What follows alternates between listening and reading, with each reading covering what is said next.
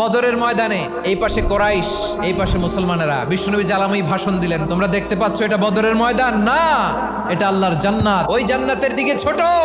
বিশ্বনবীর কথা শোনা মাত্র সাইয়েদনা উমাইর ইবনুল হুমাম বললেন বাখ বাখ, মানে চমৎকার। বিশ্বনবী বললেন মা ইয়াহমিলুকা আলা কওলিকা বাখ বাখ ইয়া উমাইর, আমার এই কথা শুনে তুমি কেন বললা বাখ বাখ? ইয়া রাসূলুল্লাহ, আপনার এই কথা শুনে আমি বড্ড খুশি হয়েছি, আর আমি প্রত্যাশা করছি আমি যদি ওই জান্নাতের মালিক হতে পারি তাহলে কতই না ভালো হতো। সুবহানাল্লাহ বলেন। বিশ্বনবী বললেন উমাইর আনতা মিন আহলিহা, তুমি ওই জান্নাতের অধিবাসী, তুমি জান্নাতি। উমাইর চিন্তা করলেন আমি জান্নাতি, নবীর মুখ দিয়ে যখন বেরোইছে ওই জান্নাতে তো আমার ঢুকতেই হবে, কিন্তু হাতে 3টা খেজুর খেয়ে যদি জিহাদের ময়দানে যায় তাহলে জান্নাতে যেতে তো দেরি হয়ে যাবে। এই চিন্তা আসা মাত্রই খেজুর 3টাকে তিনি ছুঁড়ে মারলেন, তলোয়ার বের করে আল্লাহু আকবার বলে বদরের ময়দানে ঝাঁপিয়ে পড়লেন। আল্লাহর শত্রুদেরকে কচুকাটা করে এক পর্যায়ে শাহাদাতের সুধা পেয়ে নিজেও জান্নাতি হয়ে গেলেন। পড়েন সুবহানাল্লাহ।